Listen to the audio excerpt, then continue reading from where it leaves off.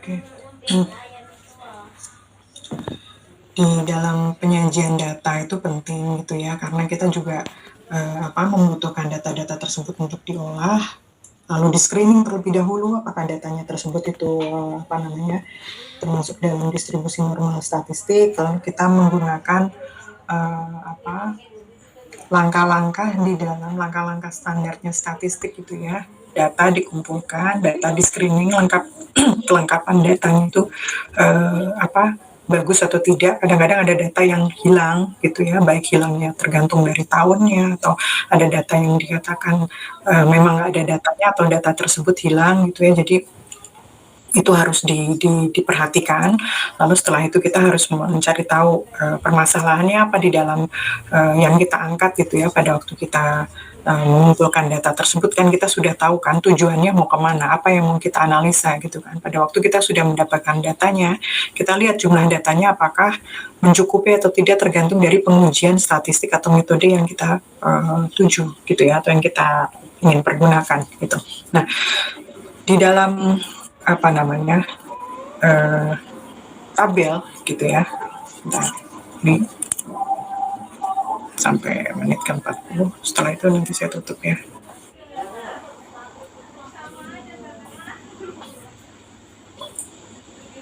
Nah, di dalam statistik itu tadi ya, sampai mana tadi tabel ya.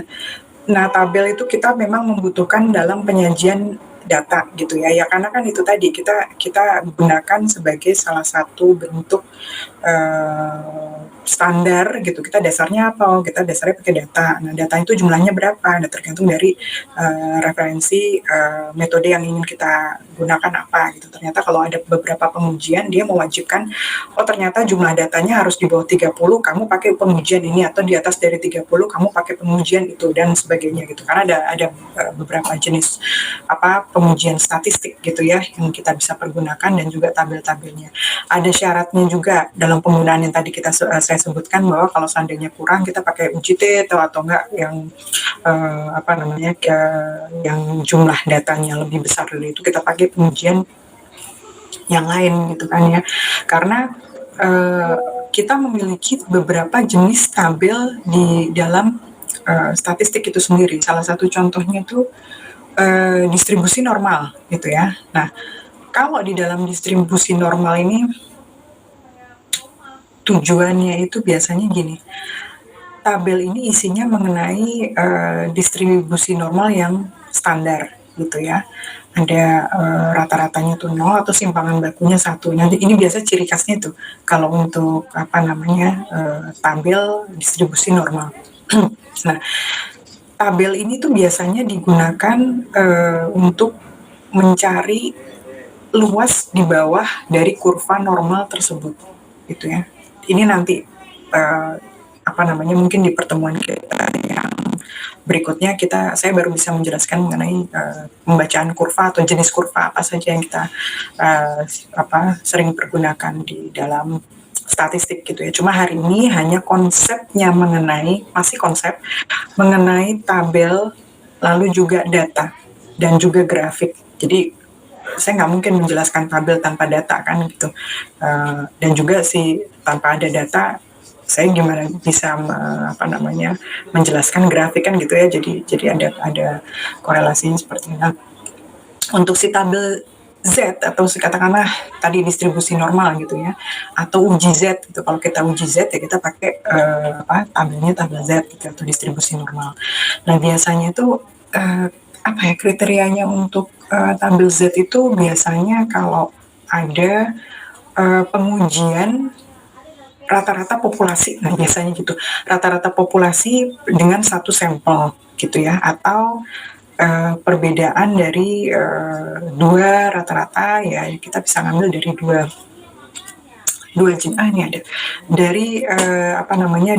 jenis sampel gitu ya. Nah, kurang lebih begitu untuk si Z-test gitu atau si uji Z. Nah, setiap pengujian dia pasti memiliki requirements gitu, atau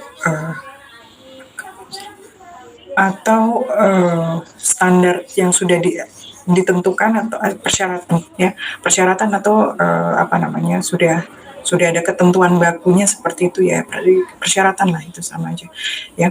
Nah, biasanya data yang kita punya baiknya itu berdistribusi normal, atau kalau kita menggunakan uji Z itu baiknya sampelnya besar, itu atau jumlah data yang dikumpulkan itu rata-rata tuh ya kalau pakai uji Z itu lebih besar dari 30 gitu ya datanya gitu.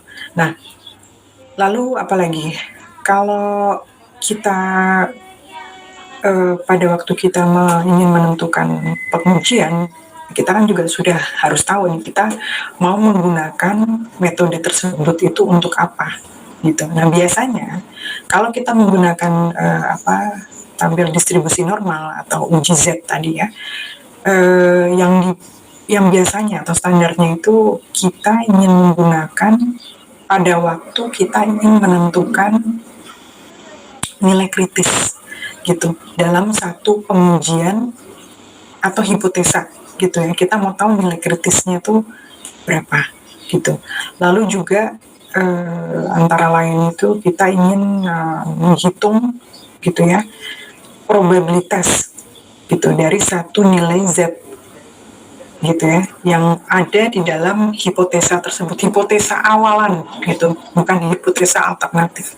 Jadi kalau untuk untuk si tabel Z atau pengujian uji Z atau Z-test itu penggunaannya biasanya itu ada dua. Kalian mau menentukan nilai kritis gitu ya, di mana kalian sudah punya hipotesa nih gitu ya. Jadi kalian punya hipotesa, nah kalian mau mengetahui nilai kritisnya tuh berapa gitu, atau sebutannya tuh kalau di statistik tuh p-value gitu ya. Ada p-value atau nilai kritis. Itu kamu mau tahu tuh di dalam pengujian kamu punya hipotesa 0 gitu, sesuatu yang kamu yakini, lalu kamu punya sesuatu yang untuk mendinai gitu apa yang kamu punya. Apalah sebutannya itu, P alternatif gitu ya. Hipotesa alternatif gitu ya. Jadi kamu punya H0, lalu ada H alternatif gitu, hipotesa 0 atau hipotesa alternatif, di mana yang satunya itu kamu yakini, yang hipotesa alternatif yang itu tadi mendinai atau untuk istilahnya apa ya, untuk menyangkal ya, untuk menyangkal. Lalu selain kamu ingin mencari nilai kritis, kamu juga ingin menghitung probabilitasnya gitu. Jadi gini, di dalam satu pengujian hipotesa itu ada yang kalian bisa hitung, yaitu kemungkinan yang terjadi terhadap si nilai Z itu di bawah hipotesa kalian. Maksudnya istilahnya masih berada di dalam lingkungan si hipotesa yang kalian yakini tadi itu gitu ya. Jadi kurang lebih gitu.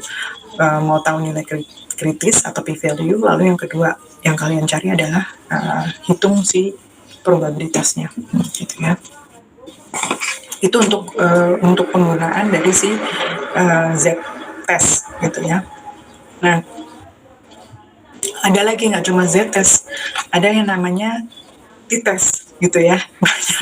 Banyak modelnya gitu. Ada kalau untuk tabel T, nah biasanya gitu, tabel distribusi normal, tabel distribusi T, ada juga nanti F gitu ya. Lalu ada lagi nanti si kuadrat gitu. Nah, ada beberapa yang nanti kita bisa pergunakan di dalam mempelajari statistik di semester ini gitu ya, untuk statistik dan probabilistik gitu. Nah, untuk distribusi T itu sendiri sebenarnya mirip dengan si distribusi normal gitu, tapi biasanya ada beberapa uji statistik yang kita bisa pakai dengan distribusi T ini gitu ya. Ada yang bisa pakai satu sampel, ada yang pakai 2 sampel, atau bahkan berpasangan gitu ya. Itu nanti ada contohnya untuk jenis yang per samples itu atau uji T tapi dia berpasangan, itu ada, tapi nggak di minggu ini, itu mungkin di beberapa minggu ke depan kita mempelajari mengenai hipotesis. Masih lama ya itu, karena kita masih ada beberapa pokok-pokok bahasan lainnya, karena di hari ini kita mempelajari mengenai data tabel dan grafik. Nah, ini istilahnya masih kulit luarnya si statistik itu sendiri lah, secara konsep besarnya gitu. Nah, untuk penggunaan si apa tadi, uji T tadi ya, distribusi T tadi, itu juga punya apa tadi standar yang sudah dibakukan itu untuk penggunaannya itu, persyaratan itu salah satunya juga apa namanya, si data yang kalian miliki itu harus berdistribusi normal. Tapi kita bisa menggunakan untuk data yang kecil gitu. Jadi kalau data yang kecil kita pakai distribusi T, tapi kalau kalian punya data yang lebih dari 30 jumlah datanya, kalian pakai yang Z gitu loh. Karena persyaratannya ada ini yang lebih enaknya kalau di statistik itu dia kita punya satu persyaratan, jadi kita tahu kita pakai yang mana gitu ya. Lebih mudah karena udah ada istilahnya dia sudah terstruktur gitu. Jadi pada waktu kalian memiliki data yang tidak terlalu banyak ya kalian bisa menggunakan uji T tadi gitu ya. Nah, perbedaannya apalagi itu ya, kalau seandainya tadi persyaratannya apa sih, kalian bisa menggunakan data yang besar. Nah, perbedaannya kalau si uji T itu apa namanya, jumlah datanya kecil gitu ya, dan juga varian satu populasinya itu tidak diketahui gitu ya. Jadi kita bisa menggunakan si uji T tadi gitu ya. Lalu apalagi yang tadi kita tentukan kalau seandainya kita menggunakan satu pengujian gitu. Salah satunya adalah apa yang kita ingin capai berdasarkan data yang kita punya gitu ya. Kita mau ngapain nih dengan uji T ini gitu. Nah, salah satunya adalah kita ingin mencari atau kita ingin menentukan nilai T-nya sendiri, nilai T kritis gitu ya. Atau kalian ingin membandingkan satu pengujian si uji T tadi dengan hasil nilai kritisnya itu untuk membuat satu keputusan gitu. Jadi kalian punya satu hipotesa ya. Anggaplah kalian punya ini agak sedikit agak sedikit membingungkan mungkin karena nggak ada contoh soal gitu. Karena ini baru konsep awal aja. Yang penting saya nyampein dulu ya. Jadi beberapa beberapa pengujian yang kita bisa pergunakan salah satu ini. Kalau seandainya contohnya gini, kalian punya satu hipotesa gitu ya, lalu kalian ingin meyakinkan bahwa hasil keputusan yang kalian ingin dapatkan, yang kalian ingin kalian ingin membuat satu keputusan gitu ya. Nah, kalian sudah menghitung dengan salah satu pengujian, contoh gitu ya, kalian sudah mendapatkan. Nah, kalian mau ngetes lagi nih gitu, tapi dengan hal yang sama ya, maksudnya gini, kalau datanya itu nggak banyak ya tetap dong kalian harus pakai uji T ya. Nah, ini kalian bisa membandingkan si uji T ini dengan hasil nilai kritis yang kita sudah dapatkan gitu ya, masih di pengujian yang sama. Nah, begitu dibandingkan hasilnya mana yang lebih baik, itulah bisa menjadi keputusan dari uji hipotesis yang kalian punya gitu. Jadi istilahnya lebih meyakinkan lah dan bisa dipertanggungjawabkan intinya gitu ya, walaupun datanya nggak banyak gitu, tapi kan biasanya gini, kalau di statistik itu semakin banyak datanya semakin bagus dong, kita bisa ngelihat trennya bagaimana gitu kan.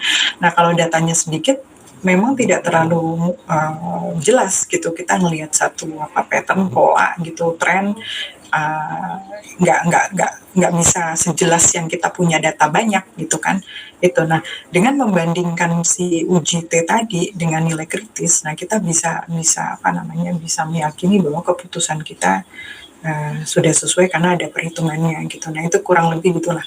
Jadi bisa dipertanggungjawabkan walau datanya kalian tuh tidak terlalu banyak gitu.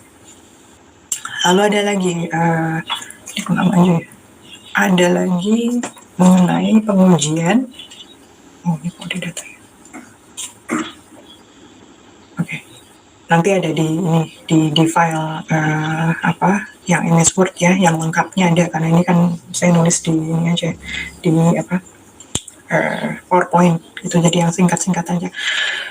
Lagi tadi untuk tabel T deh ya, uji T sudah, lalu contohnya apa tadi, distribusi untuk C-square gitu ya. C-square itu biasanya sama sih, kita juga mencari nilai kritis, lalu kita bisa mengkategorikan kan, bahkan ada kita bisa mengkategorikan dan juga bisa tahu variansnya gitu, perbedaannya itu kalau pakai C-square gitu ya.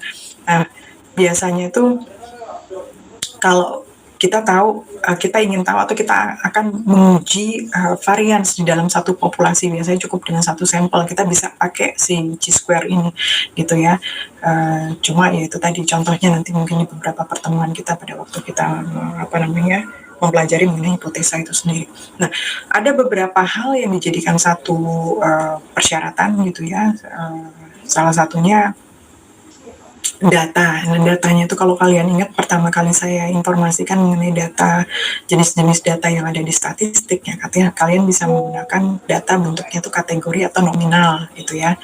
Lalu sampel juga, kalau sampel kan bisa kalian ngambil secara random ya, itu bisa kita menggunakan sampel yang diambil secara random, dan juga kita menggunakan data bentuknya adalah kategori atau nominal gitu ya. Walaupun sebenarnya di dalam pengujian menggunakan chi-square ini kita ingin tahu atau kita ingin mengukur, kurang lebih gitu, kita ingin menilai atau kita ingin mengukur bahwa bagaimana variabel di dalam data yang bentuknya adalah kategorikal tadi itu memiliki hubungan.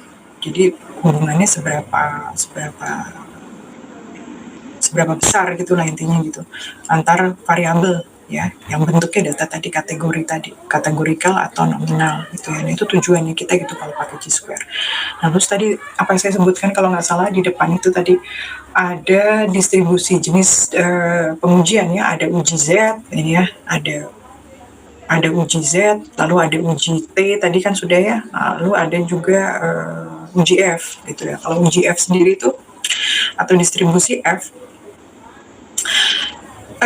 kalau di dalam pengujian statistik itu kita ingin mencoba melakukan pengujian uji signifikansi ya, model secara keseluruhan. Ini biasanya kita bisa gunakan di dalam regresi linear berganda gitu. Nah, sebenarnya kalau sepengalaman saya gitu untuk statistik uji statistik yang kita pergunakan untuk regresi linear berganda ini, kalau kalian ingin membuat satu peramalan gitu ya, sebenarnya detail karena kalau saya kan cuma sharing di sini mengenai melakukan pengujian atau bahkan pada waktu kalian bekerja kalian membutuhkan satu analisa sendiri gitu ya, kalian mengobservasi nih hal-hal apa saja yang menyebabkan keterlambatan dalam contoh pengiriman gitu kan. Dulu saya beberapa tempat saya kerja di bagian logistik gitu, jadi saya coba menggunakan analisa regresi linear gitu ya untuk mengetahui hal-hal apa sebenarnya memiliki keterikatan atau korelasi yang tinggi antar variabel yang menyebabkan keterlambatan dalam pengiriman barang gitu. Jadi itu bisa gitu. Apa intinya nanti yang kita bisa prediksikan apa gitu, kinerja dari departemen logistiknya itu menurun. Kita sudah bisa memprediksikan kenapa, karena variabel-variabel ini dijadikan satu acuan di dalamnya. Variabel apa sih yang bisa menyebabkan turunnya kinerja dari departemen logistik, ini hanya contoh ya.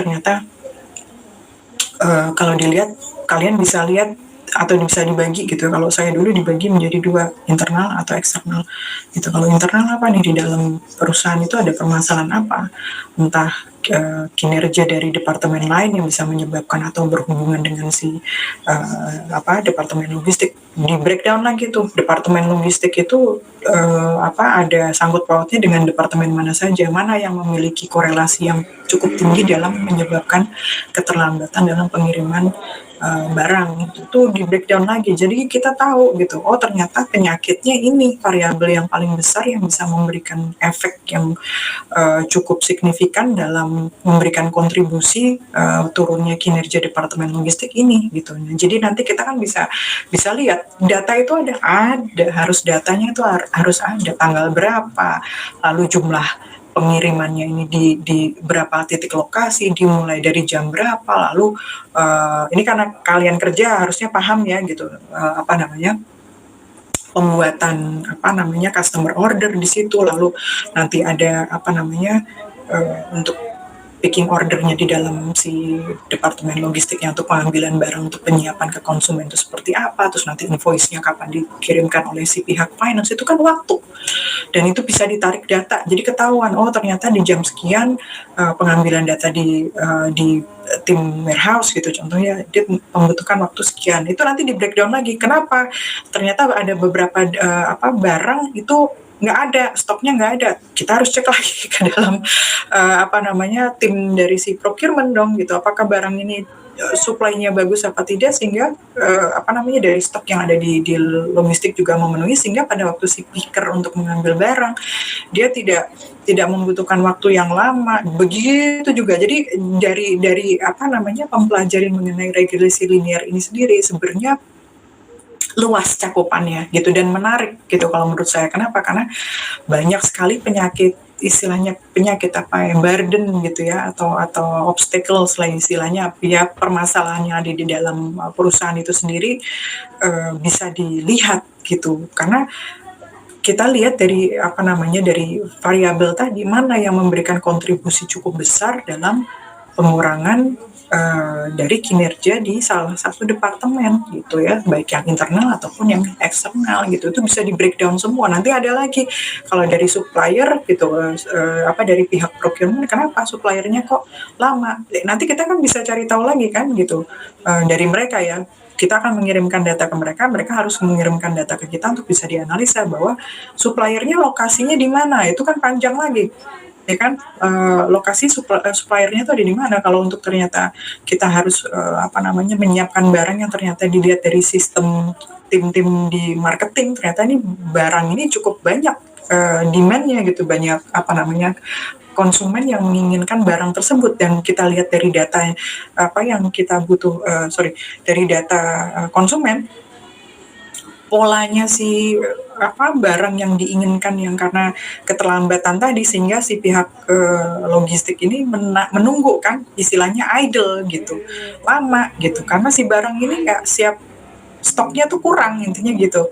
Itu kan antara lain komunikasi, sedangkan pihak logistik sudah memberikan informasi ke dalam apa namanya informasi ke pihak procurement bahwa saya butuh barang ini loh gitu kan.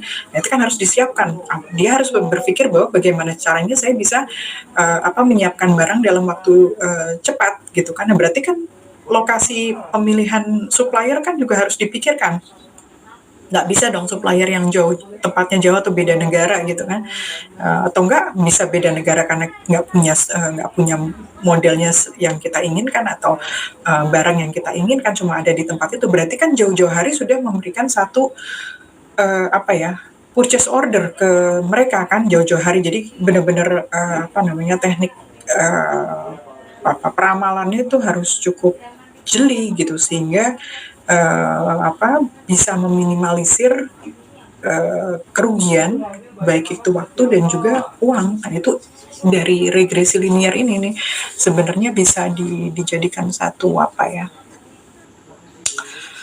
ilmu yang dari statistik ini bisa menjabarkan banyak hal gitu ya. Tapi kita tidak mendalami ini di sini, tapi minimal ini yang nanti bisa informasikan di pertemuan. Saya nggak tahu di pertemuan yang keberapa untuk regresi linearnya, karena ini tidak terlalu didalami di level bachelor, setahu saya enggak ya gitu. Mungkin kalau kalian lanjut ke S2 mungkin ada kelas statistik lagi atau tidak, saya nggak tahu kalau di dalam S2 teknik mesin ya, tergantung peminatan mungkin ya gitu.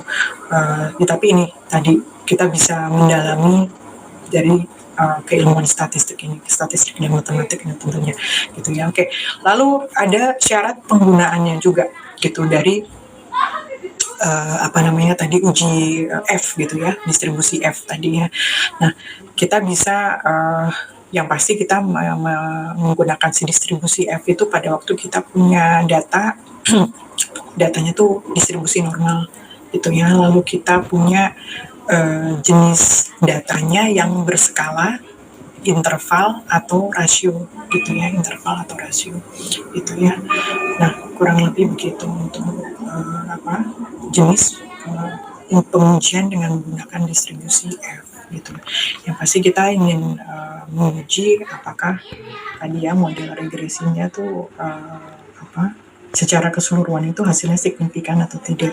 Itu kita bisa mendapatkan hasilnya dari pengujian dengan distribusi F gitu ya. Lalu mungkin ada hal lain yang bisa dijelaskan dari jenis-jenis tabel gitu ya. Tabel ada juga tabel distribusi bentuknya binomial gitu ya. Kalau binomial juga sih biasanya proporsi dari datanya juga kecil, tapi saya nggak yakin ini kita bisa aplikasikan atau kita bisa coba di mata kuliah statistik ini ya. Setahu saya sih nggak masuk ke dalam contoh atau bahasan kita gitu, itu nggak masuk, tapi minimal tahu aja ada yang namanya pengujian atau uji binomial gitu juga. Dan juga ada lagi distribusi Poisson juga ada gitu ya, tapi lebih jarang digunakan gitu. Tapi untuk pengujian hipotesa itu ada gitu ya, untuk distribusi dengan Poisson gitu ya, distribusi Poisson. Nah, jadi kalau kita bisa kita coba pahami gitu, ada beberapa jenis tabel yang kita bisa pakai gitu ya. Ada tabel tabel Z gitu ya, lalu ada tabel T, uji T, lalu ada G-square tadi, terus yang keempat itu F ya, tadi uji F juga. Nah, kalau persyaratannya apa tuh tadi? Kalau Z itu biasanya kan nilai datanya tuh besar ya, jumlah datanya tuh besar gitu, atau N ya, N atau datanya itu besar. Kalau T itu kebalikannya gitu ya, bahkan si sampelnya itu misalnya dikatakan ya dia nggak diketahui lah gitu untuk yang T, tapi kalau yang Z itu kebalikannya dari T, berarti kan dari populasinya itu diketahui gitu. Nah, kalau untuk yang normal, syarat utamanya normal atau dikatakan datanya itu termasuk distribusi normal atau homogen gitu, kita pakai pengujian yang F gitu ya. Jadi itu tadi kita mesti tahu secara definisinya apa saja gitu ya, ada. Jadi kita bisa tahu tabel-tabel apa yang nantinya kita bisa pergunakan gitu ya. Lalu jenis-jenis grafik gitu, jenis-jenis grafik. Nah, kalau untuk kita ingin mencoba membuat atau bukan menguji ya, mengolah ya, kita ingin mengolah satu data gitu ya, data statistik. Ini kebetulan ada contoh simple ya, langkah-langkah membuat data, ada tabel. Nah, ini dikasih tahu ya, di depan ada contohnya, ini cuma berapa nih, ada 12 data ya. Ada 12 data. Sebenarnya kalau untuk latihan gitu ya, latihan soal, kebetulan yang saya contohkan cuma ada 12 data gitu. Tapi gimana kalau banyak gitu? Ya kalau ujian nanti mau nggak mau normal gitu ya, kalian harus secara manual gitu, nggak bisa. Ya mungkin bisa pakai Excel ya, tapi nggak bisa di copy paste, itu nggak. Karena kan kalian harus menjawab soalnya manual pakai tulisan tangan gitu ya. Tapi kalau karena online ya kelasnya ya, jadi lebih gampang kalian pakai Excel gitu. Tapi caranya minimal gini, kalau ada data, katakanlah ini ya, contohnya di depan aja, ada hanya 12 data. Kalian buat dulu kan di dalam di dalam Excel gitu. Lalu kalian coba untuk diurutkan gitu, dicoba diurutkan. Nah, ini hasilnya mana yang paling kecil, mana yang paling besar gitu kan. Nah, kalau seandainya ada pengulangan, contoh kalau di depan ini ada beberapa angka yang istilahnya beberapa kali muncul ya, beberapa kali muncul, ada beberapa kali muncul dan modusnya ada beberapa kali gitu. Nah, frekuensi yang sering munculnya itu berapa? Itu contoh yang 21 nih ada 3 gitu ya, ini ada 21 ada 3 kali pemunculan di masing-masing row gitu ya. Di row yang kedua ada 2, nah yang ketiga nih ada 1 nih, berarti kan totalnya ada 3 nih. Ini kalian totalkan, nah setiap masing-masing frekuensi ini juga bisa menggambarkan dari total data gitu ya, total data yang kalian miliki gitu ya. Nah, kurang lebih gitu. Jadi kalau untuk tabel sebenarnya gini, mungkin nanti di pertemuan kita yang kelima gitu. Tapi ini nanti saya kasih contoh kok, cuma kebetulan tadi karena saya baru buru-buru balik dari kampus, saya cuma bisa ngasih contoh jumlah angkanya saja. Nanti mau nggak mau sisanya saya coba jawab secara manual. Nanti saya kasih contoh aja deh yang jumlahnya nggak segini, nggak 12, tapi saya nggak tahu tadi nanti berapa lah, tadi buru-buru gitu. Kebetulan kalau untuk si tabel ini di dalam statistik itu biasanya gini, tergantung dari apa yang akan kalian hitung ya dong. Nah, kalian sudah tahu ada beberapa rumus statistik gitu kan. Rumus statistik apa saja? Setiap ada rumus statistik yang harus kalian pahami adalah notasinya gitu. Kalau notasi kalian sudah pahami, kalian lihat ada rumus statistiknya, lalu kalian bisa dengan mudahnya untuk membuat tabel sesuai dengan rumus yang ada gitu ya. Tapi itu nanti aja, nggak apa-apa. Ini nanti saya ada kasih contoh kok. Berikutnya nanti saya ada kasih. Ini cuma untuk gambaran untuk tabel gitu ya. Ada contoh untuk menghitung. Ini sebenarnya ada beberapa contoh soal yang sederhana aja gitu. Kalau yang ini kita bikin tabel frekuensi gitu nih, gampang banget. Nah, si frekuensi ini dia bisa menggambarkan dari total data atau si N kecil yang kita punya. Ternyata datanya ada 12. Benar kalau dihitung secara frekuensi untuk masing-masing nilai yang merepresentasikan si frekuensi tersebut adalah jumlah dari data yang kalian miliki. Ini jadi tabel dan juga angka di dalam tabel itu bisa menyimpulkan atau merepresentasikan dari data yang kalian miliki. Ini juga bisa berbicara ya, gitu si data ini. Dan juga sebenarnya karena kita mempelajari secara konsep dasar mengenai tabel dan juga grafik gitu. Nah, di dalam tabel ini kan sendiri kita juga bisa membuat grafiknya gitu ya di dalam Excel gitu. Nanti ada contohnya saya nggak tahu di slide berapa ya, tapi di slide ini juga kalian juga bisa mengaplikasikan ke jenis histogram ya yang standar gitu, yang bentuknya balok gitu. Nah, kalian bisa pakai, jadi bisa tahu nih mana yang paling tinggi gitu nilainya, yang sering frekuensi keseringan muncul gitu. Nah, nanti dilihat gitu dari ada ada beberapa jenis angka yang kalian miliki di dalam datanya kalian gitu ya. Nah, kebetulan di sini ada 9 ya, ada 9, ada nggak nih? Sorry, berapa sih? 7, sorry 7. Ya, ada ada 7 ya, ada 7 data jenis angka di sini, sedangkan frekuensinya ada 12 dan ada beberapa kali kemunculan. Nah, kalau di data histogram, di grafik histogram, itu kalau kalian bikin di Excel kan bisa kelihatan mana yang paling sering muncul gitu kan, pasti paling tinggi ini dong gitu ya.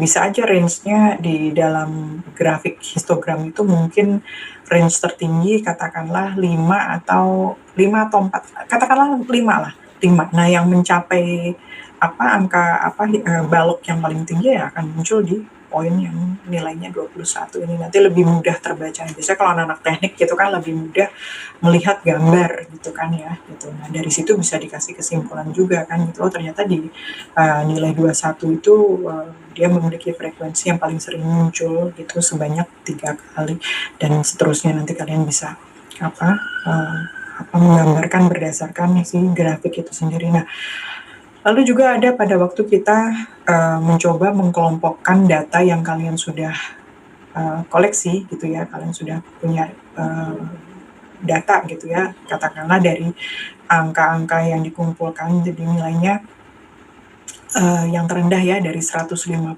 sampai 200. Nah, kalian bikin interval nih. Nah, berapa kali tuh ada beberapa angka di sini ya. Ini bukan angka yang muncul 150 atau 160, tapi tidak. Ada beberapa angka di antara 150 sampai 160 ini muncul sebanyak 2 kali. Angkanya banyak, tapi saya nggak masukin di sini gitu. Ini kan hanya contoh saja gitu ya. Nah, kita bikin interval, ada batas atas dan juga batas bawah gitu. Nah, seberapa kali frekuensi itu muncul, nah itu nanti ada contohnya nanti ya berikutnya.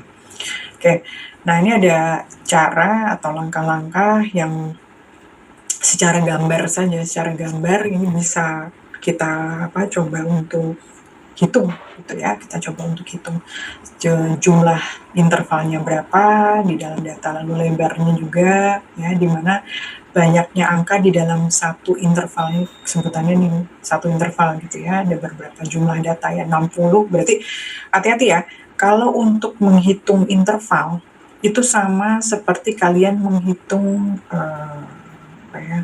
menghitung tahun gitu ya. Kalau tahun berapa? 2000 sampai 2003, berarti berapa? 3 tahun. Enggak begitu ceritanya, kalau nggak ada tanggal spesifik, nggak bisa.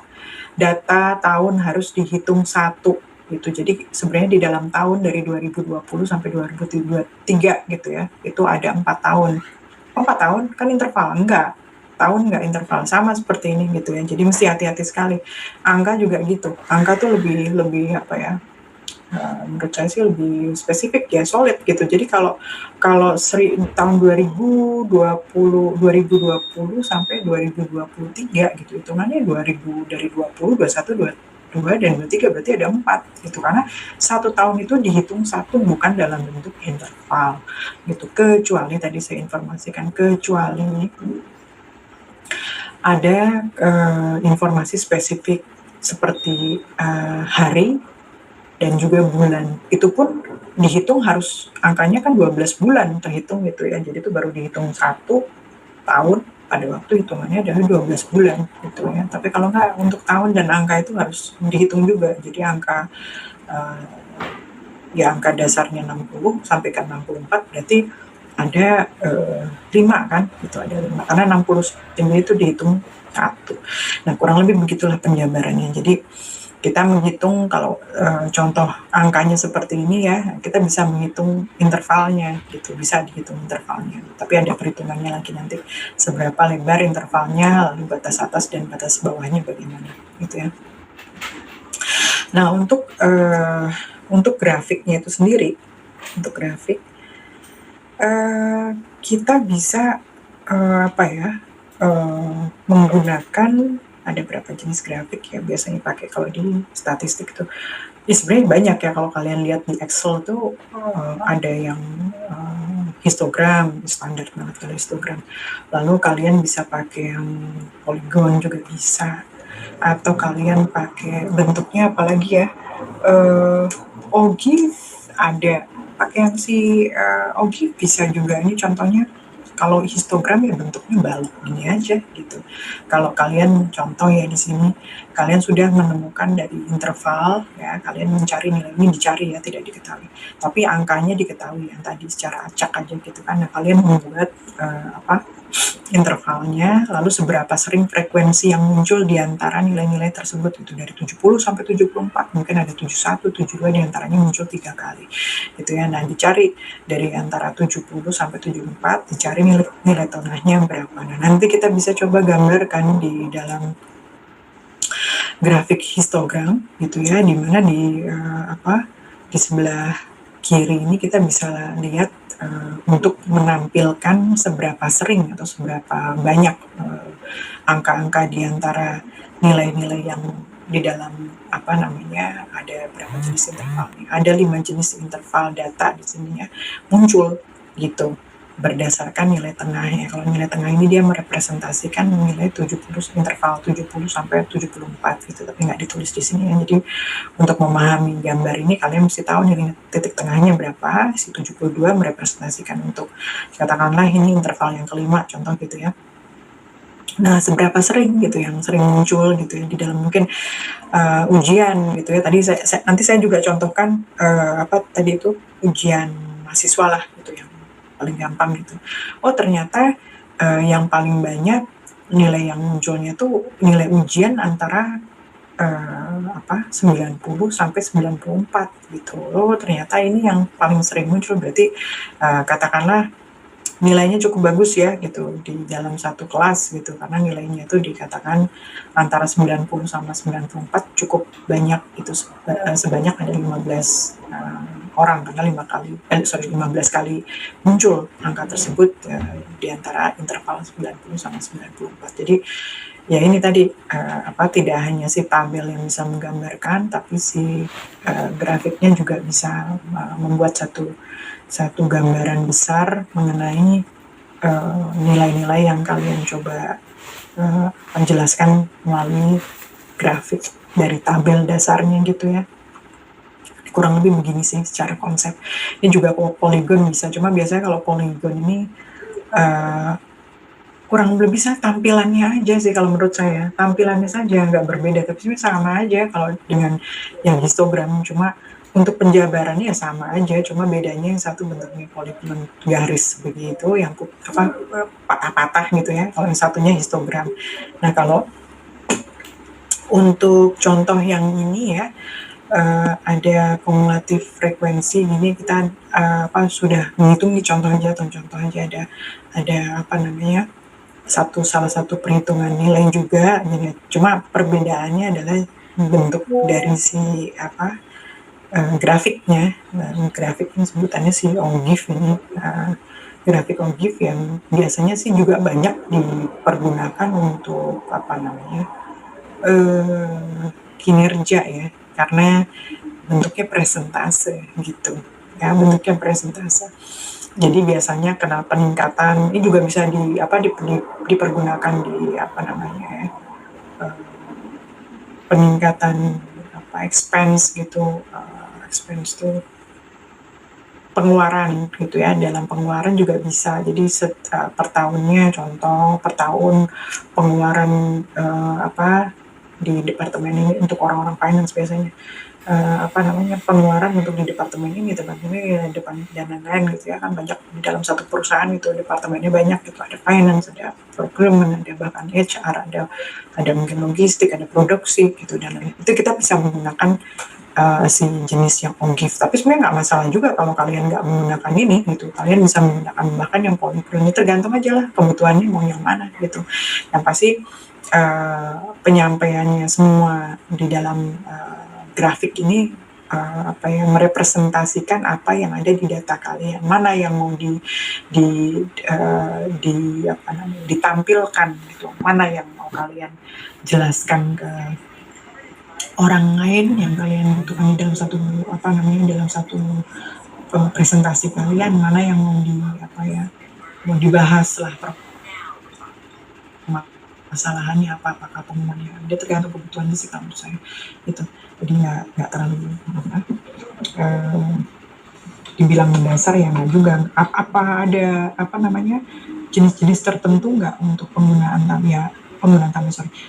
grafik ya ada gitu, ada yang tidak bisa dipergunakan. Contoh kalau kita pakai apa ya tabel donat mungkin ya nggak masuk, nggak bisa gitu, agak nanti jatuhnya bias ya gitu, karena kalau untuk bentuknya presentase aja sih bisa, tapi nggak semua tergantung ininya ya, tergantung data yang kalian balik lagi tergantung dari data yang kalian punya. Kalau bentuk donat itu kan biasanya ya pembagiannya sudah jelas. Contoh secara kesimpulan departemen manakah yang paling banyak atau oke, saya nggak ngomongin departemen lah, saya ngomong mahasiswa UMB deh, si A, contohnya si A, dia ngambil mata kuliah statistik, lalu ngambil mata kuliah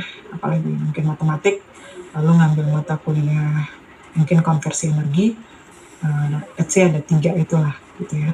Nah dari 3 itu dalam satu semester mana persentase yang apa namanya, istilahnya,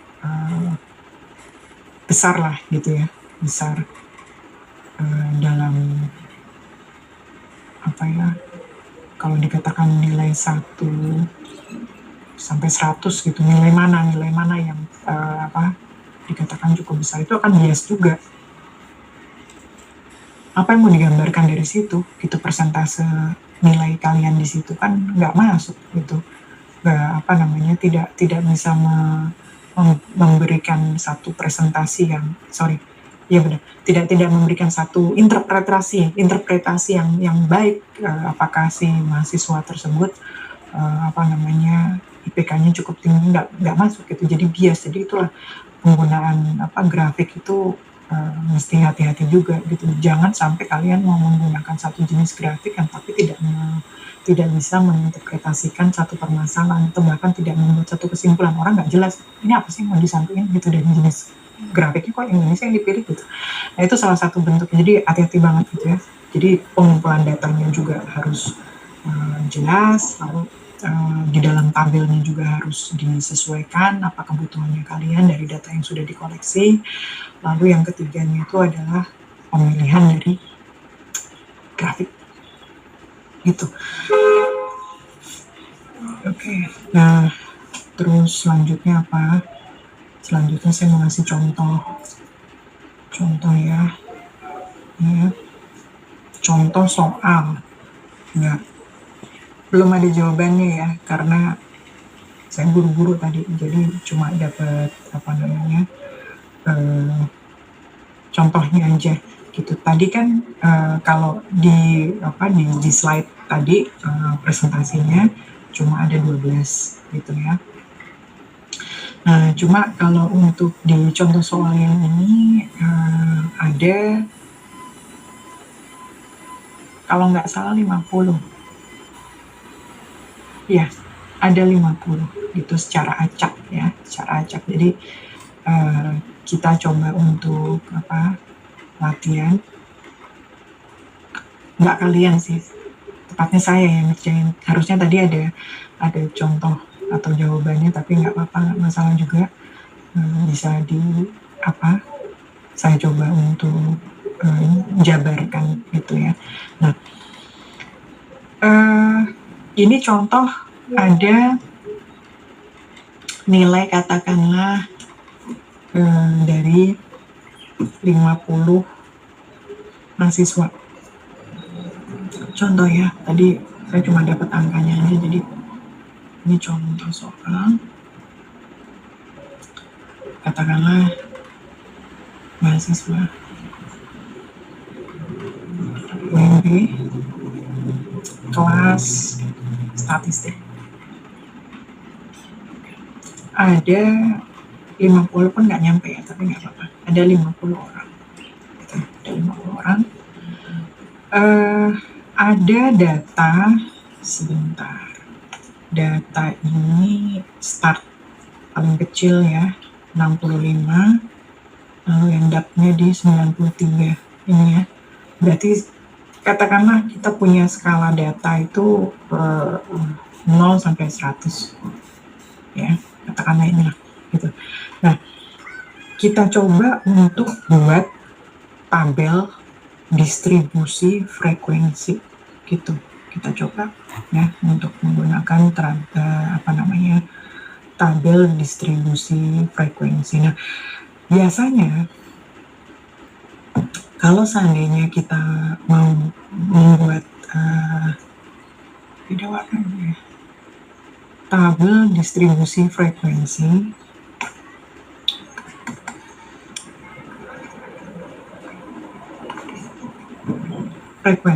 ya, frekuensinya itu lengkap lah, bisa lengkap ya. Ada biasanya itu jumlah kelas. Nah, saya tulis aja ya. Ada jumlah kelas. Apalagi panjang kelas. Yang penting ada batas atas atau bawah, ya, gitu. Lalu apa yang penting lagi? Ada titik tengah. Ada titik tengah, gitu. Lah yang penting lagi apa? Paling penting ini, sesuai nama ya, distribusi frekuensinya. Itu seberapa sering ada beberapa pemunculan di sini, gitu ya. Oke lah, ini saya coba ya. Yang pertama pada waktu kalian, wah ini PR nih. Begitu kalian mendapatkan angka ini, kebetulan tadi saya kepikiran angkanya 50 gitu.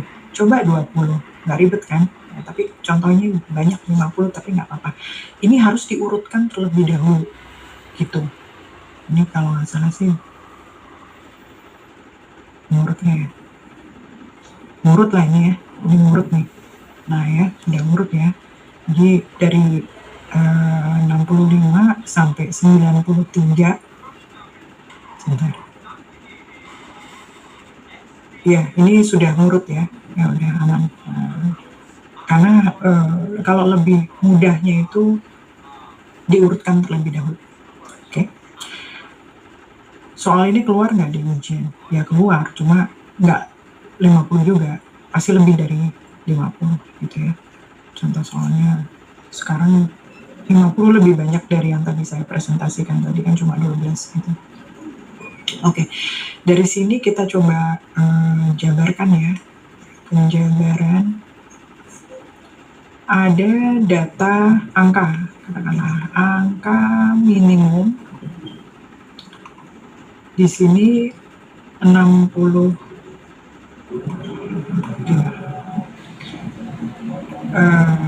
Lalu angka maksimum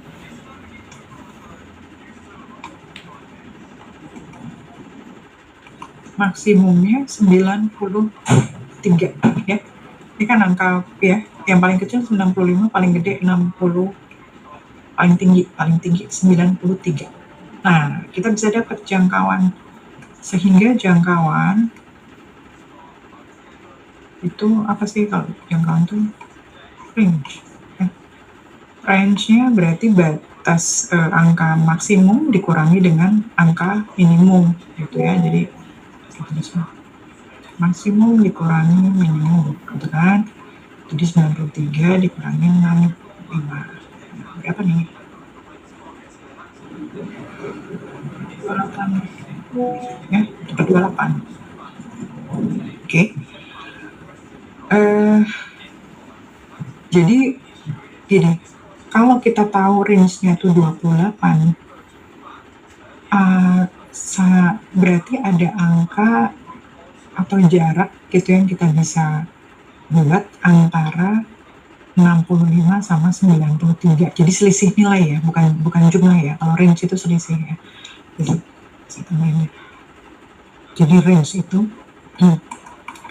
selisih nilai gitu. Ya, selisih nilai ya. Jadi bukan jumlah. Bukan jumlah nilai ya, karena beda. Nah, ini ya. Lalu kita mau tahu nih jumlah kelas. Ini kan belum ada jumlah kelas kan, itu cuma angka gini aja. Lalu kita mesti ini yang pertama. Lalu yang kedua, jumlah kelas. Nah, kalau jumlah kelas ini kita pakai notasinya kayak kita bisa menggunakan dengan rumus ini aturan Sturges, walaupun ini tidak baku ya, tapi lumayan membantu untuk menentukan jumlah kelas gitu ya. Tapi kalian juga bisa pergunakan ini kok, walaupun ada beberapa jenis perhitungan statistik yang tidak menggunakan ini gitu, tapi saya lebih suka ini pakai. Gak masalah juga karena nggak ada baku. Kalau seandainya kalian menggunakan yang lain juga nggak apa-apa, tapi hasilnya sama apa nggak, pertanyaan kan harusnya sih mirip-mirip ya. Untuk jumlah kelas, ini kalau rumusnya si aturan Sturges 3,322 dikalikan log ya, dimana kita tahu jumlahnya tadi berapa, jumlah data dari 50 kan N ya, ini N atau data, jumlah data gitu ya, jumlah data. Nah ini kita bisa tahu nih jumlah kelas dari hasil log jumlah dari 50 data gitu ya. Berarti berapa ini? Bentar ya. Bentar.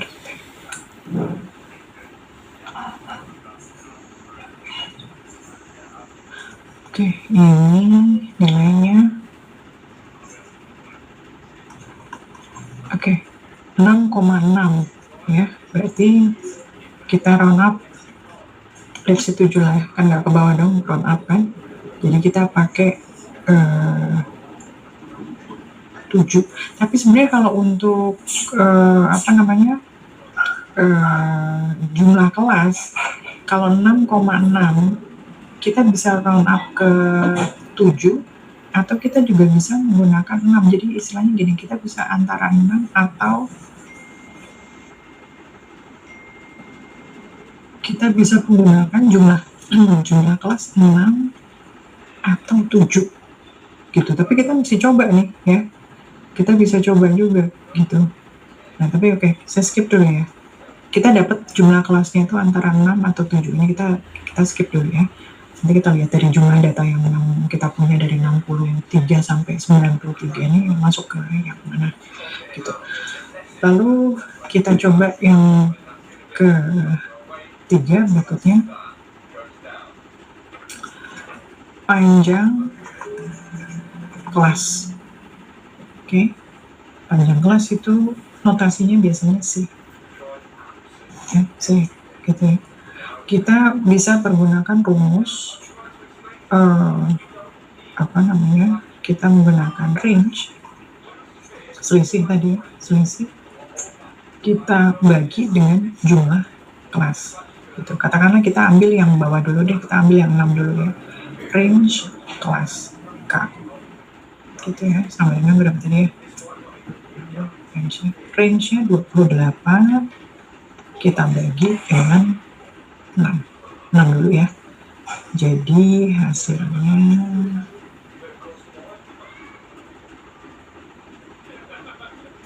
oke, 4,7. Nah, saya begitu juga sih.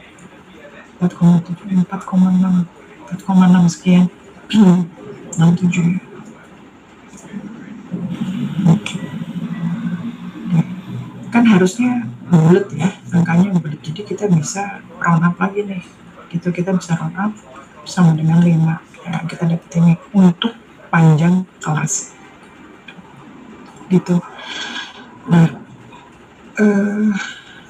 jadi kalau kita punya nilainya itu panjang kelasnya 5, lalu ada jumlah kelasnya ada 6, berarti kan kita bisa jangkauannya itu berarti tinggal kita kalikan dong, ya kan, jumlah kelasnya ada 6, range-nya sendiri, panjang kelasnya ada 5, lalu jumlah kelasnya atau sikanya itu ada 6 gitu kan.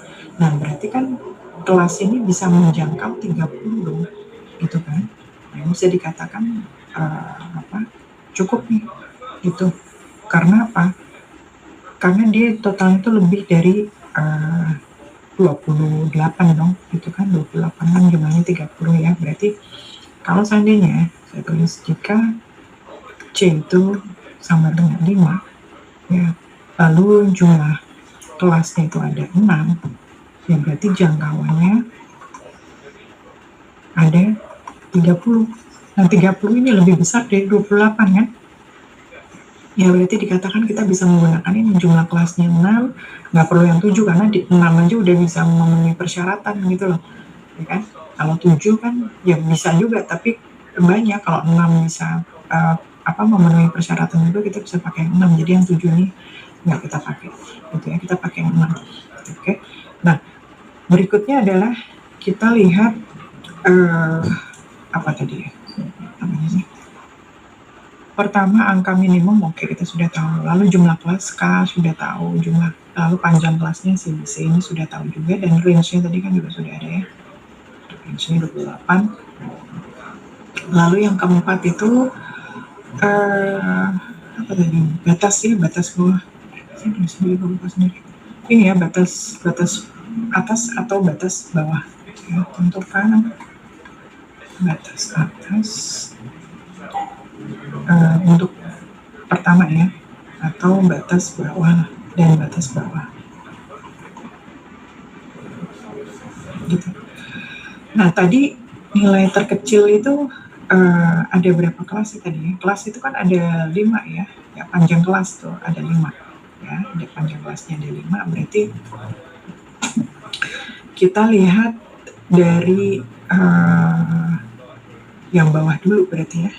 Kita tulis dulu deh kelas. Di sini saya tulis kelas. Kelasnya ada berapa tadi ya? Kelasnya 6 ya, jumlah kelasnya ada 6. Oke, berarti tulis dulu 1, 2, 3 sampai ke 6.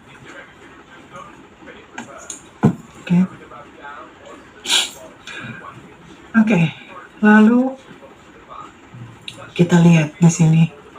Kalau nilai terkecil yang kita miliki adalah 65 ya, paling kecil 65. Nah, tadi kan kita lihat panjang kelasnya berapa nih? Panjang kelasnya ada 5 ya. Panjang kelasnya kita pakai 5 di round up dari 4,67. Berarti kita bikin nilai yang masuk ya dalam interval ya. Ini 65 sepanjang interval 5 gitu kan. Berarti 69 ya kan. Karena 65 ini kan dihitung. Jadi 5 ya kan, 5, 6, 7, 8, 9. Ada 5 interval gitu. Jadi di sini kita masukkan nilai yang termasuk berarti dari 65 sampai 69 gitu. Berarti berapa aja nih? 65, 67, 68, 6. Kurang 1, 66. 66.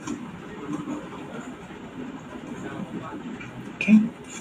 Nah, begitu juga seterusnya. Berarti kalau di sini kita masukin 65, di sini 69, kita mulai lagi 70 kan? 70 berarti sampai 74. Lalu 75 sampai 79. Lagi 80, 89 kan? Tapi kelas diantaranya saya nggak nulis lagi ya. Ini yang kelima 80. Sini.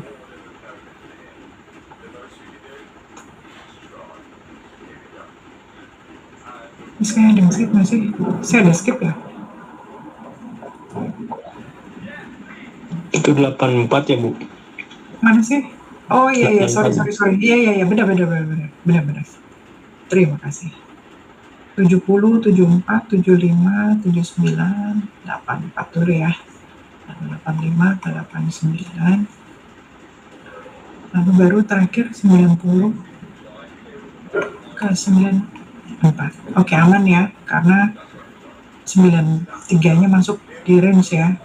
Yang kalian seandainya contoh aja.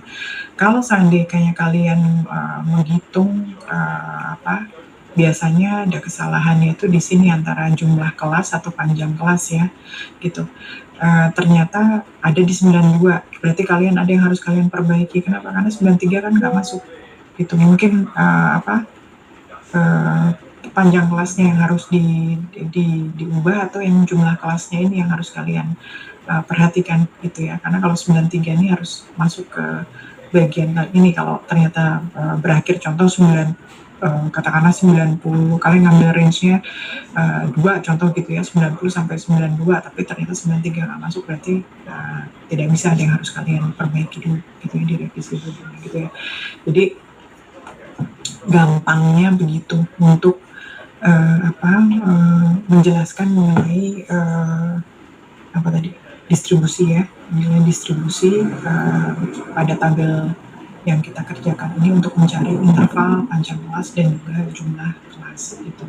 Nah, sehingga kita tahu bahwa dari 65 sampai 69 ini mencakup dari 5 nilai. ya. Lalu juga, kita juga panjang kelasnya kan kalau kita bisa hitung untuk meyakinkan berarti 69 dikurangi 65 gitu kan, ditambah 1 kan di berapa? 5 juga kan, oke berarti ya gitu. Nah, jadi,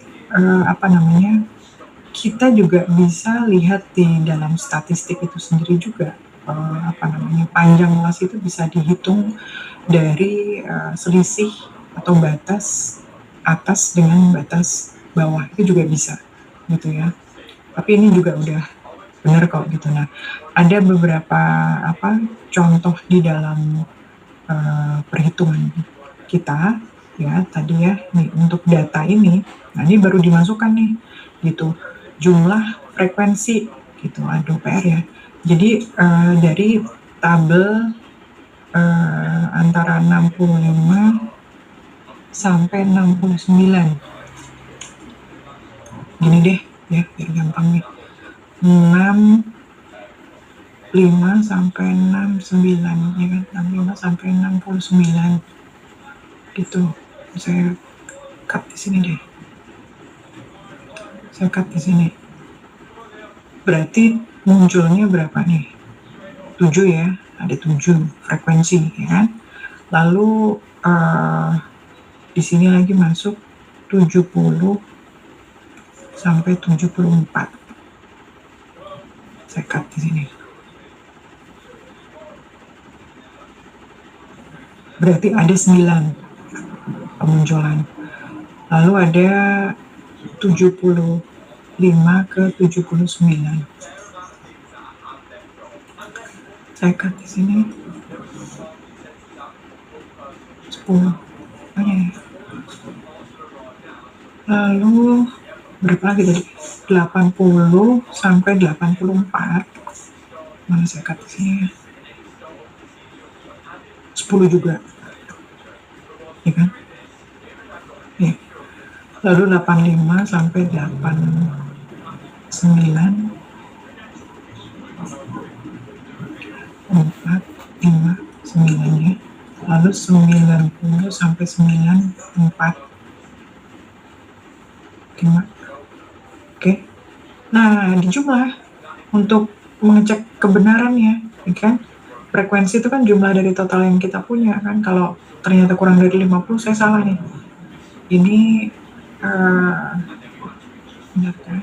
20, 18, pas 50 ya. Berarti frekuensinya sudah nih divalidasi ya, valid berarti kan gitu.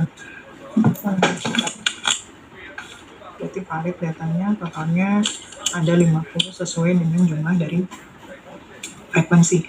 Oke, sekarang berarti kita bisa lanjut ke kelas. Kita bisa lanjut ke kelas. Jadi kita tulis di sini tabel ya, tabel lengkapnya ya. Ada berapa tadi jumlah kelas tadi ya, jumlah kelas. Jumlah kelas. Oke. Lalu batas bawah ya, batas bawah. Biasanya kalau batas bawah di dalam statistik itu 0,5 gitu ya. 0,5, lalu yang batas atasnya kalian tambahkan 0,5 juga gitu. Jadi kita tulis sini batas bawah. Enggak, gini aja, saya singkat aja.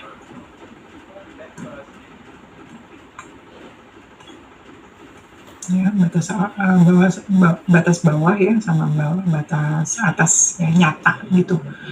Nyatanya nggak saya tulis sama aja. Nanti kalian yang kalau seandainya ada contoh soal, kalian tuliskan di sini biar nggak kebanyakan tulisan nanti. Ini berarti kalau batas bawah, kalau dikurangi batas bawah itu dikurangi selisihnya 0,5, kalau batas atas itu berarti ditambah 0,5. Ya, berarti diantara ini kalian dikurangkan, kalau yang bawah yang atas ditambahkan 0,5. Oke. Lalu yang batas bawah dulu ya, saya tuliskan tadi berapa ya? 65 itu 64 setengah, yang atas berarti 69 setengah. lalu sebentar,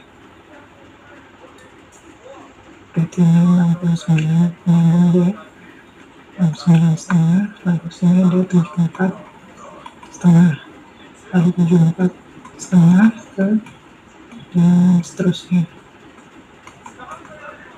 sampai 84, 84,5 sampai 89,5 sampai 94 ya, 94,5. Oke. Nah, dari sini berarti kita bisa lihat apanya di sini, selain kita bisa masukin frekuensi belakangan aja, nanti tinggal nyatet aja titik tengah gitu ya, titik tengah. Kalau titik tengah ya berarti kan jumlah kelas ya, nggak ada ya, baru jumlah kelas aja, kelasnya saya belum masukin. Bentar ya,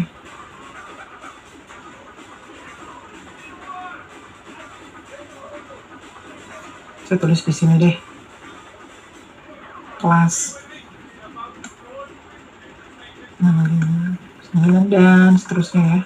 Nanti samain aja, tinggal di copy paste aja kalau kalian ada, nggak bisa dong di copy paste. Ini kan manual saya nulisnya. 94 ini ya, ada 6 kelas tadi yang di atas ini ya. Ini ada ini, tinggal dimasukkan aja di sini gitu. Nah, kita cari titik tengahnya dulu. Di sini titik tengah. Dari data untuk distribusi ya. Berarti kita lihat 65 ditambah 69, titik tengah tinggal bagi 2 aja dong, ya kan? Jadi hasilnya berapa nih, untuk semuanya sama, dibagi 2 juga. Jadi kita bisa dapat, sebentar,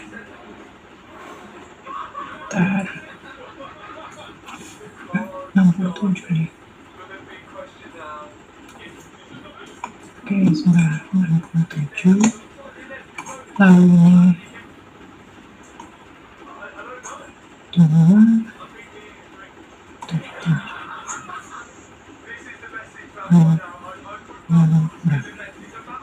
82, oke. 87 yang terakhir 90, ya 182 kan, 184, 184. Oke ya. Lalu kita lihat tadi berapa ini frekuensinya, 7, 9, 10, 10, 9. Oke. Jangan lupa frekuensinya di sini karena menjelaskan total data yang kita punya.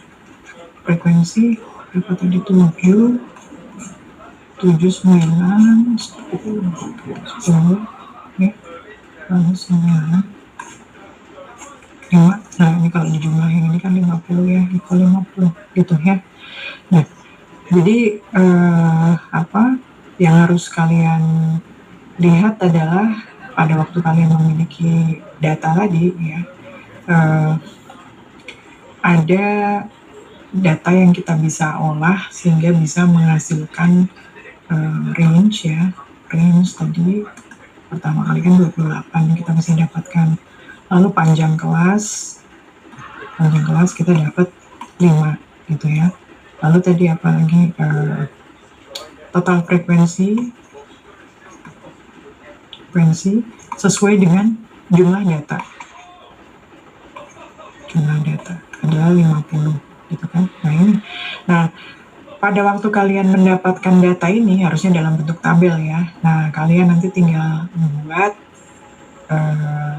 grafiknya itu, bisa kalian pergunakan grafiknya seperti contoh yang ini aja, pakai ini ya. Kalian bisa ada titik tengahnya biar gampang, berarti ya ada nilai kelas interval, lalu ada frekuensi yang tadi kalian sudah dapatkan gitu ya, lalu ada titik tengah, kalian tinggal pakai ini aja, si histogram ini. Jadi penjelasannya lebih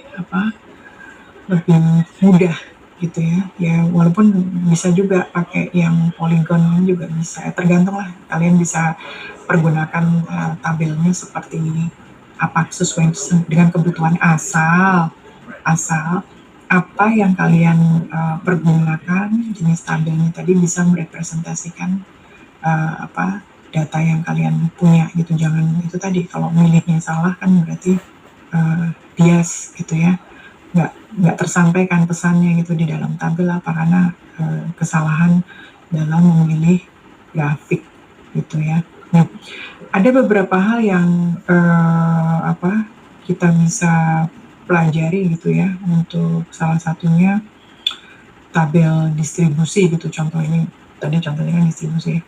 Jadi ada beberapa jenis apa tabel, katakanlah tabel perbandingan lengkap atau tabel distribusi statistik yang utama gitu ya. Kalau di dalam tabel tuh saya masih ngomongin ini ya, tabel perbandingan. Saya tambahin aja karena ini saya nggak masukin di mana, saya nggak masukin di modul. Satu menit ini sih. Tabel perbandingan lengkap ya, katakanlah lengkap untuk distribusi statistik gitu. Biasanya kalau untuk tabel distribusi statistik kita pergunakan untuk uji hipotesis. Ini kan yang penting sebenarnya kita arahnya nanti ke sini, akan pada akhirnya di mata pelajaran ini atau mata kuliah ini kita akan berakhir untuk melakukan pengujian hipotesa gitu ya. Nanti kita harus consider itu kita harus memikirkan si tabel ini cakupannya apa saja gitu, kurang lebih gitu. Nah, salah satunya adalah kita harus memahami di dalam satu tabel gitu ya, atau pengujian ada satu rumus gitu. Kalau kita rumusnya paham, untuk statistik uji, pada waktu kita paham mengenai rumus, yang artinya kita tahu notasi. Ini dulu, di dalam rumus notasinya apa saja gitu kan. Lalu yang kedua adalah syarat atau asumsi dari pemakaian apa ya rumus ini tadi ya gitu. Lalu yang ketiga syaratnya apa lagi sih ya, tabel gitu ya, tabel distribusi yang digunakan gitu.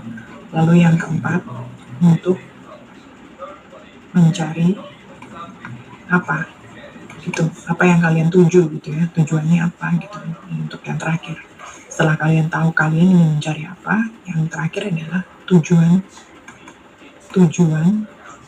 dari akhir suatu pengujian gitu ya, pengujiannya gitu. Karena kalian juga mesti paham gitu untuk tabel-tabel itu sendiri gitu, tabel pengujiannya juga. Kok tabel sih, pengujian si statistik itu sendiri gitu ya. Jadi rumusnya juga apa gitu ya, dan juga notasi yang dipergunakan gitu, notasi apa yang dipergunakan. Jadi bisa dipahami dalam penggunaan atau perhitungan dari si statistik itu sendiri gitu ya. Nah, salah satu contohnya adalah distribusi normal. Di dalam distribusi normal itu kita ingin mengetahui contoh, kita tadi pakai Z ya, contoh distribusi normal kita pakai tabel Z. Kalau distribusi contohnya distribusi normal kita pakai Z. Nah, biasanya rumus statistik atau pengujiannya itu kita bisa menggunakan bisa dari rata-rata sampel ya, rata-rata sampel si X pakai garis di atasnya itu ya, tapi bukan cap ya. Kalau cap kan gini, gitu, kayak tudung gitu. Ini pakai garis gitu, seperti underscore tapi di atas, jadi underscore jatuhnya. Lalu juga ada rata-rata dari populasi, ya, rata-rata populasi. Lalu kalian bandingkan ya dengan standar deviasi dari terhadap data yang kalian punya gitu. Bagi dengan jumlah data gitu ya. Jadi biasanya gini, kalau di dalam statistik itu sendiri yang bikin mudahnya untuk kita membuat tabel, kita pahami dulu rumus yang ada gitu ya. Ada data lalu dicari rata-rata, biasanya data jumlahnya jenis data yang direpresentasikan. Mungkin kalian menuliskan intervalnya juga di sini, ada interval tergantung kebutuhan aja lah. Kita lihat dari rumus yang kita punya, kita bisa masukkan ke tabel adalah rata-rata dari data itu sendiri kan gitu. Nanti bisa dicari lagi standar deviasinya berapa. Kalau ini adalah jumlah data, kalau jumlah data cuma diganti sebagai interval di sini ya, datanya berapa, jumlahnya berapa gitu sih. Nah itu nanti kalian bisa mendapatkan nilai Z-nya dari perhitungan kalau diminta bentuknya tabel. Dasarnya apa? Dasarnya rumus.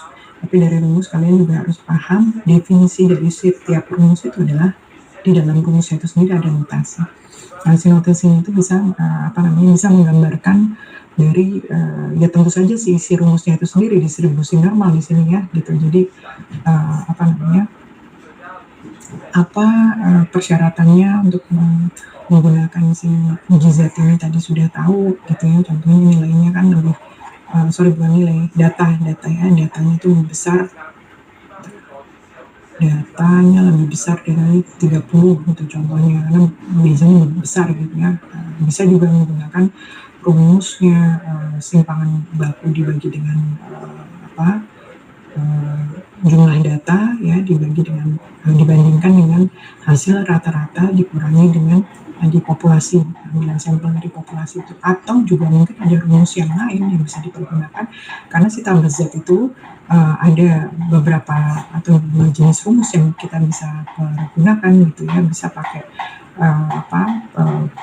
rata-rata populasi hipotesa dengan notasinya P gitu tuh ada lagi. Itu tergantung soalnya aja gitu, mana yang dipergunakan itu kurang lebih gitu. Nah, jadi ini cuma contoh konsep sederhana dari tabel dan juga grafik. Saya pikir tadinya mata kuliah statistik masih sangat statistik dan probabilitas ini masih sama seperti semester kemarin gitu, karena kalau semester kemarin tuh di pertemuan yang ketiga tuh saya sudah masuk perhitungan contoh-contoh perhitungan distribusi ya, baik perhitungan modus itu nilai yang sering muncul, perhitungan dengan menghitung kuartil, juga sudah menghitung tabel gitu, sama seperti ini, tapi ada pokok bahasan lain yang bisa ditambahkan. Tapi ternyata di pertemuan kita yang ketiga ini di SIA ya, saya kan ngikutin SIA nih gitu, jadi ternyata judulnya itu dirubah gitu, hanya konsepnya mempelajari tabel dan juga grafik konsepnya dulu gitu. Jadi ya kurang lebih untuk pemahaman secara mudahnya gitu ya, yaitu tadi kita bisa mencoba untuk menerapkan perhitungan statistik ke dalam tabel, yang nantinya tabel itu bisa direpresentasikan atau divisualisasikan ke dalam bentuk grafik, tergantung dari soal yang ingin kita selesaikan seperti apa. Tapi kebetulan contoh soal yang tadi itu jumlah 50 orang mahasiswa ujian di kelas statistik gitu ya, ada nilai-nilai ini yang ingin dilihat gitu, seberapa banyak sih mahasiswa yang memiliki nilai range-nya dari beberapa jenis interval gitu ya, supaya lebih mudah.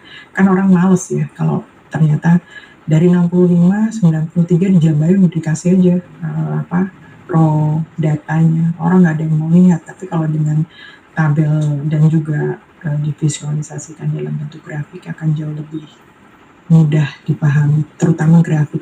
Tapi kan orang nggak bisa membaca grafik tanpa adanya perhitungan dong, gitu. Itu kan hasil dari kesimpulan akhirnya di grafik. Oh ternyata mahasiswa yang nilainya cukup dikatakan cukup baik ya, dari 75 sampai 84 range-nya, ada dua kelas interval yang cukup banyak mahasiswa bisa mendapatkan nilai tersebut.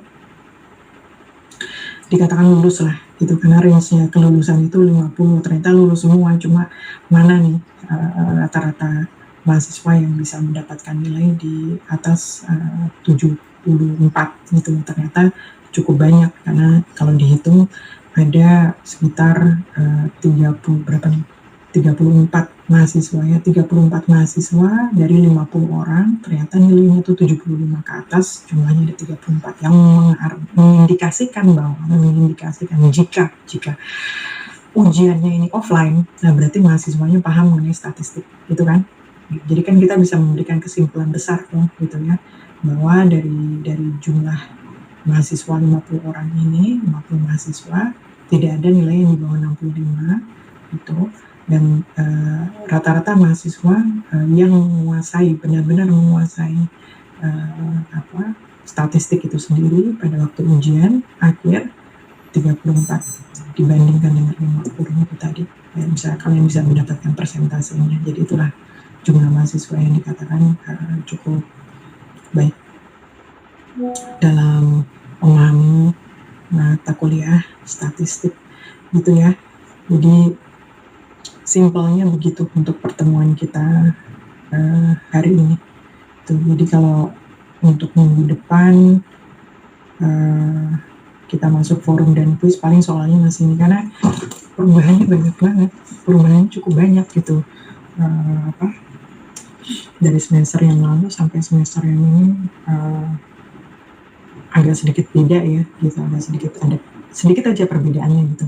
Kalau judul sudah berbeda, kalau dulu itu statistik aja, tapi kalau sekarang ada statistik yang probability, nggak masalah juga sih, cuma modul saya yang pertemuan 2 kemarin tuh harusnya untuk modul kita yang hari ini sebenarnya gitu. Tapi nggak apa-apa.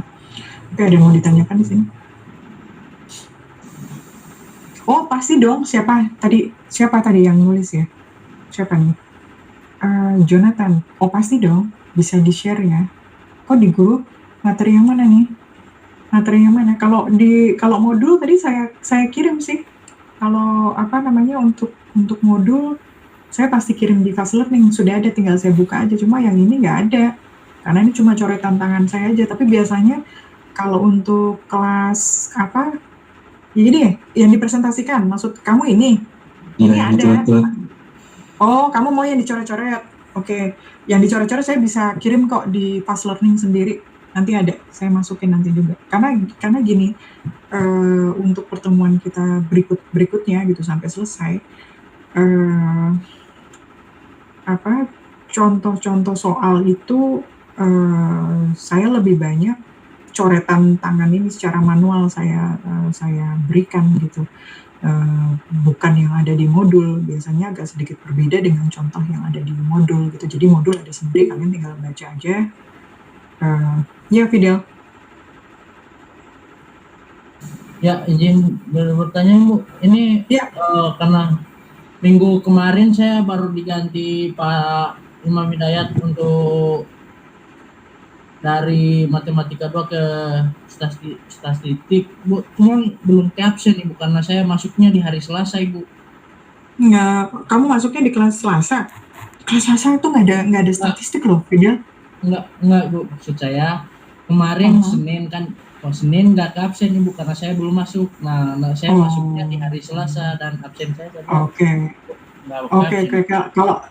Kalau kasus kamu yang seperti ini, saya pasti absenkan. Cuma nanti diingat, ini bentar lagi saya absenin kok. Nggak masalah. Oke, nggak masalah. Terima kasih, Bu. Iya. Jadi sampai mana tadi? Untuk pertemuan kita yang berikutnya nanti Google Meet yang ke-5, 7 dan seterusnya itu pasti saya akan sharing, karena contoh soal yang saya berikan itu biasanya nggak ada di modul saya. Jadi modul itu yang kalian bisa baca, mungkin latihan juga di situ, tapi biasanya soalnya berbeda dan biasanya yang saya tulis di tangan inilah yang keluar di ujian, biasanya gitu. Saya bikin beda, saya nggak saya catat. Ya karena itu tadi,